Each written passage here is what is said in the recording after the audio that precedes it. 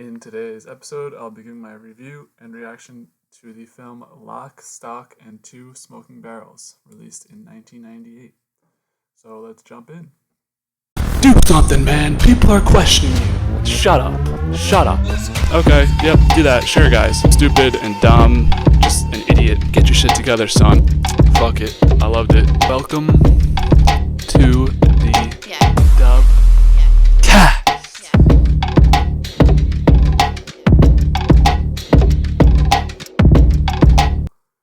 Lock, Stock, and Two Smoking Barrels was released in August of 1998 in the UK and in March of 1999 in the US. The genre is a neo-noir black comedy crime film. The runtime was an hour and 46 minutes. Budget $1.4 million.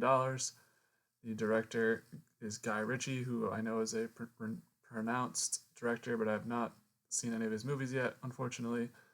The film stars Jason Fleming, Dexter Fletcher, Nick Moran, Jason Statham, Stephen McIntosh, Vinnie Jones, and Sting.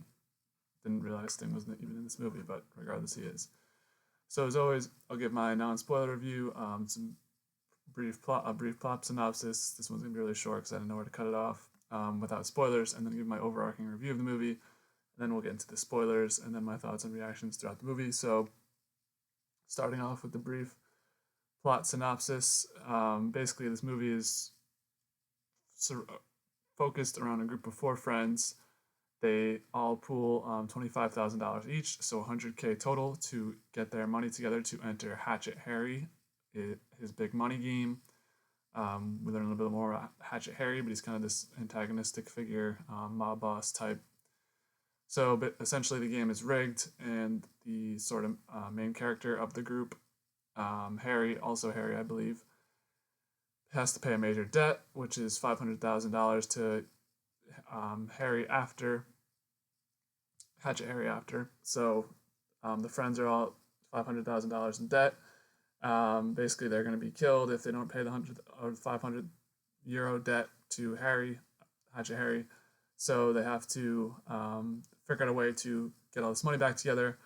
Essentially, they hear their next door neighbors planning to rob a weed dealer, and the weed dealer has money and weed to sell and all of their money. So they want to rob the robbers, basically. And that's where I'll leave off the non-spoiler review. Again, didn't really know where to leave this one off, but if that sounds interesting to you, go back and watch it before I spoil the whole movie for you.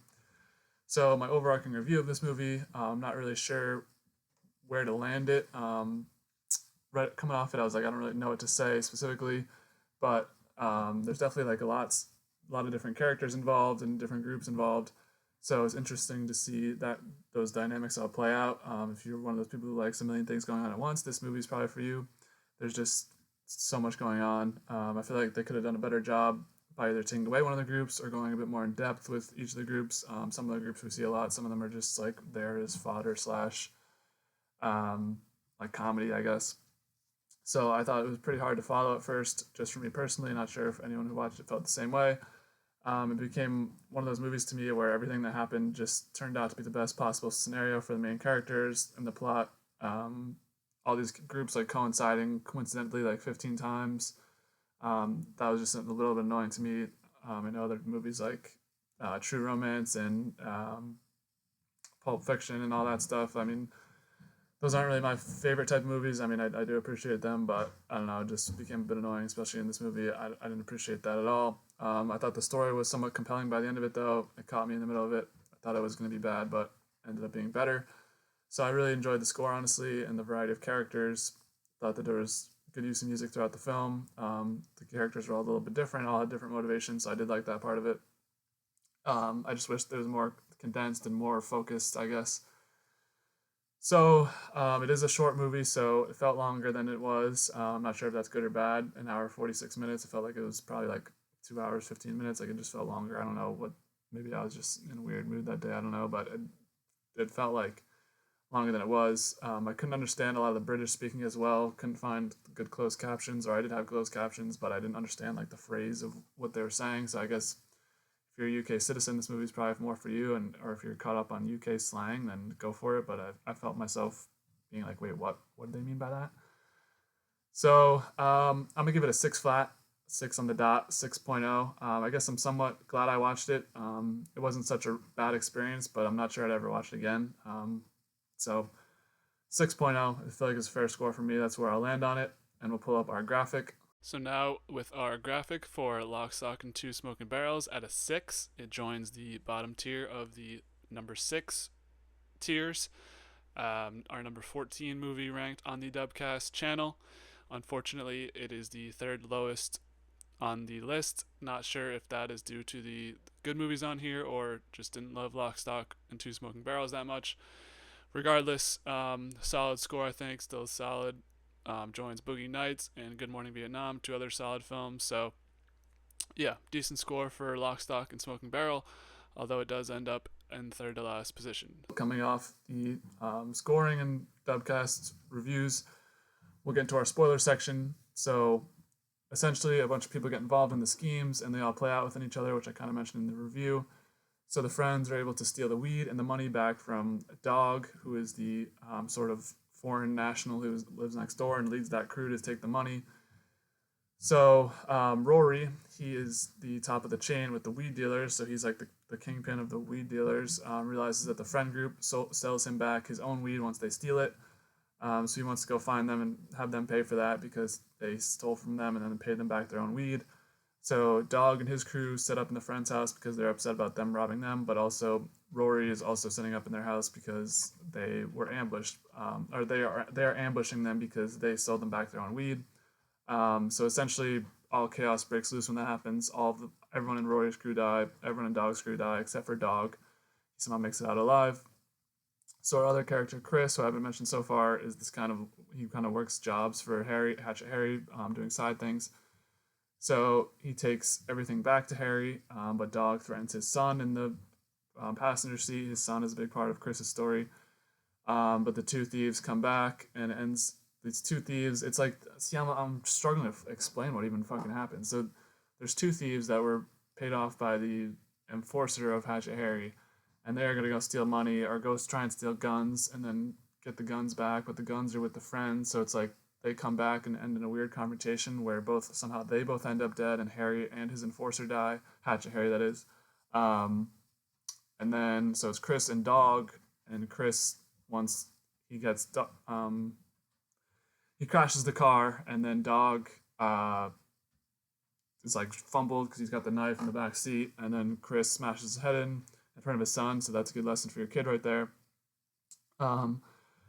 Essentially, everyone that's left at the end is just Chris and the friends. The friends get off with the police due to Dog's crew basically being identified as the criminals, and also Roy's crew's all just there. So, yeah, I think one of the weed dealers gets off. I can't remember. So Tom was supposed to get rid of the guns, but Tom's part of the friend group, but he really likes them, and we leave off with him possibly throwing the guns off the bridge, but his friends calling him because they find out in a catalog that the guns are really valuable. So that's where the whole movie name comes from, Lock, Stock, and Two Smoking Barrels. It's those two guns at the end, and yeah, so that's the cliffhanger of the movie, I guess, is whether he's going to throw them off the bridge or keep them. I don't really care about the ending, if I'm being honest. Who cares if he kept the money or not? They already got a shitload of money. If he kept the guns, they already have a shitload of money. So I don't really think that matters that much to me. It was funny seeing him like juggle on the bridge, and he has to like figure out how to answer the phone and also save the guns because he was specifically in love with them. But yeah, I don't know. I just lot to digest there. I probably did a really shitty job explaining that. I'm sorry, but if you're already this far into the review, then you've already seen it or you're not going to watch it. So there you go. So we'll start with my thoughts and reactions to the film as usual. So starting off, we get this scene of Harry and Jason Statham's character, who I'm forgetting the name of, at the beginning, running a scam school operation on the side of the street.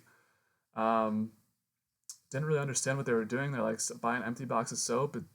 I don't know. It's like, okay, I don't really get that, but I respect them calling the cops causers right away. I was like, all right, we're in for a good one here. Causers, British accents, respected it, but also, as I mentioned before, I didn't really understand some of the lingo, but I guess that's that. So yeah, Bacon, as I think Bacon's his name. Bacon and Harry make a run for it, and then they're like going down a train tunnel, and there's cops aren't really near them, but Bacon just yosses everything away and throws it against the wall, and they just leave it. So I didn't really understand that part. Just I guess you got to give everything up. But why wouldn't you do that either like 5 minutes ago or just hold it on to it at this point? You've already been running for like 2 minutes. But what do I know? So at first I was really annoyed because in the first like 5 minutes they just rhyme everything. When they're talking in sentences, they are just rhyming everything. So I was like, if they have to fucking rhyme everything in this movie, I'm gonna like blow my brains out. I cannot deal with this. But they stopped. It was only like a 2 or 3 line thing. So moving along, we meet our weed dealers, and they have this weird exchange with the cage, which I guess sets up for everything. But I was like, what's up with this? So essentially, they have like a front door cage around the front door, but they never lock the cage, so it's just like a useless thing. But we see that later. That plays out. So I guess that's proper setup there. Just didn't really understand the weed angle of it at the beginning. I didn't know who these people were. As I mentioned before, like the beginning of the movie was kind of hard to keep track of everything, at least for me. So we get a really funny scene of John in the tanning salon. Thought it was really funny. He just keeps slamming the door on this guy he's trying to like run money for.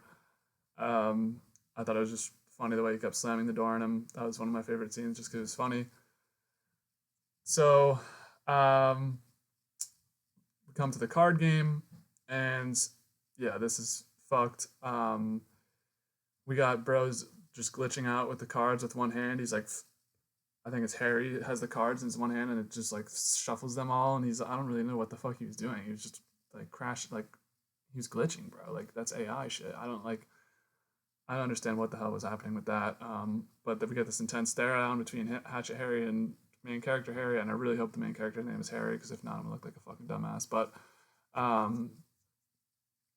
yeah, it's a basic scam. It's a basic scam school setup. I respected it though. They got like a peephole on the side, little tap machine. So scam school graduate class of probably 1990. I look up to my alumni, so got to learn some lessons from him. But he's dead, so new age is on, and we have no more mentors because everyone who graduated scam school dies. I really like the card scenes with the slow-mo.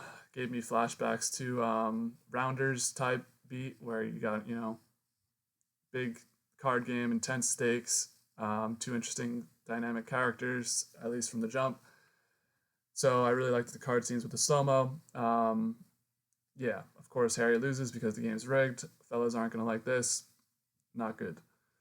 So flashback to our two thieves. They are in the house of the guns that they have to steal, and they just burn the couple's feet because they were trying to figure out what the guns are, and they won't tell them. And weird scene, but I guess an effective use of torture. I thought this was jarring to look at, and didn't like this one at all. A little taken aback by that, but one of the thieves is really weird. The bigger guy, I forget what his name is. I don't know even if they were named.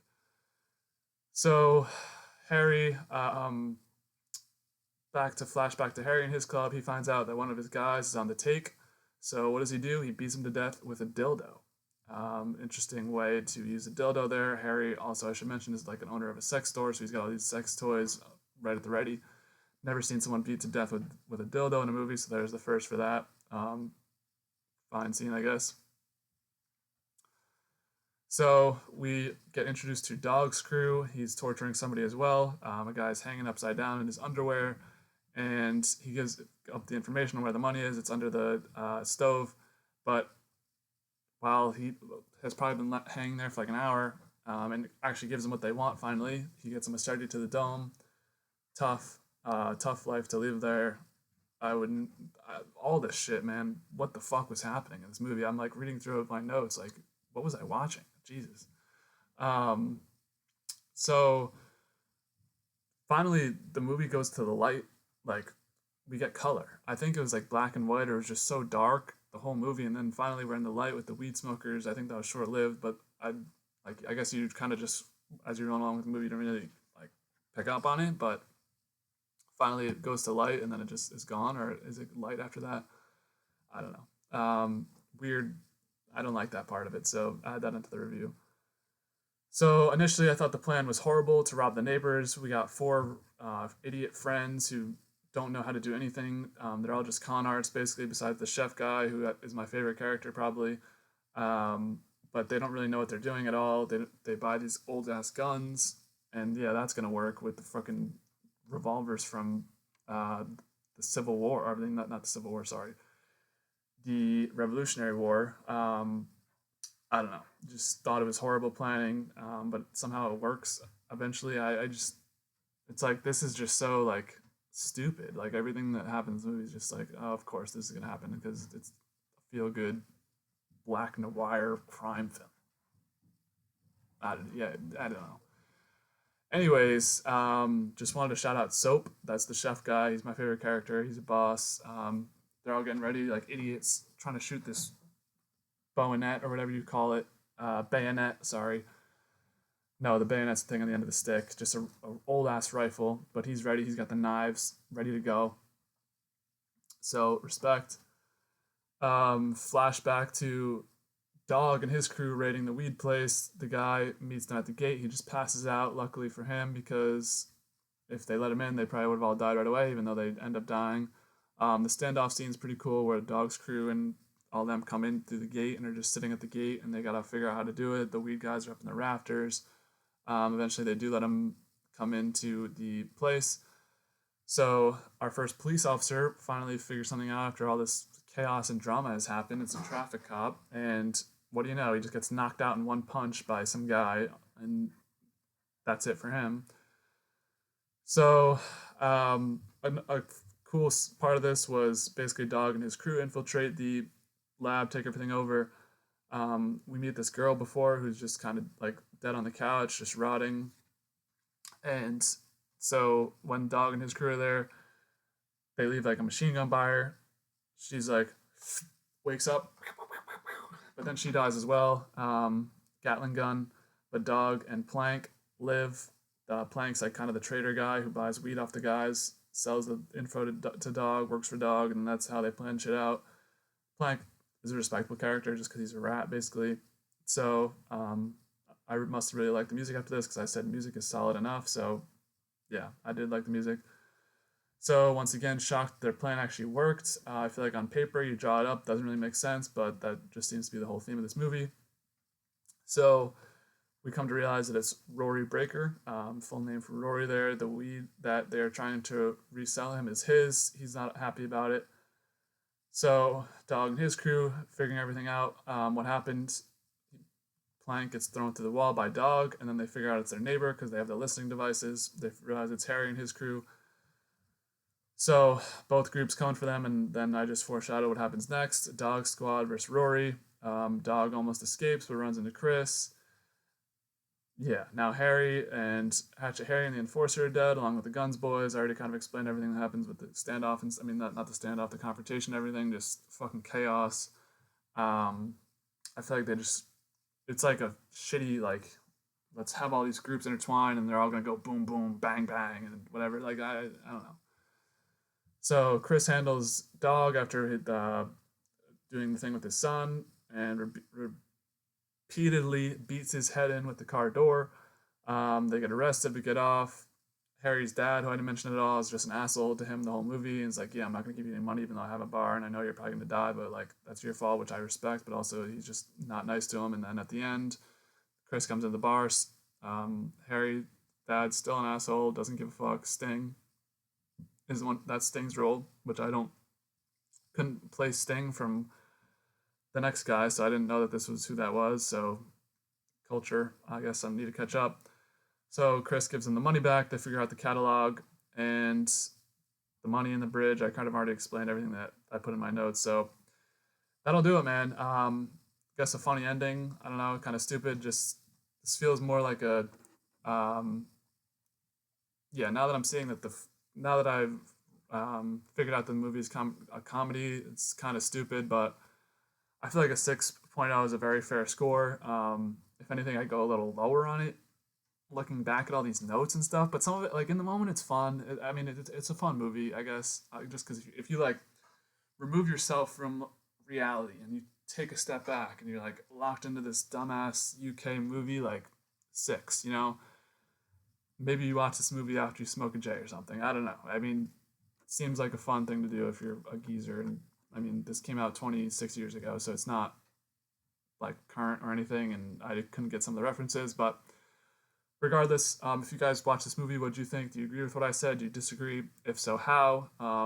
Would you go higher or lower on it? I feel like my score is pretty. I was tentative about it when I left it, but now reading through everything again, I'm like, that's a good score. So that'll wrap up Lock, Stock, and Two Smoking Barrels. Can't speak to when this will come out, so won't have any podcast info for you guys. But as always, appreciate you watching. Always like and subscribing always helps the channel, helps me grow. If not, I'm gonna keep posting, so you'll see my face anyway. So as always, keep it easy.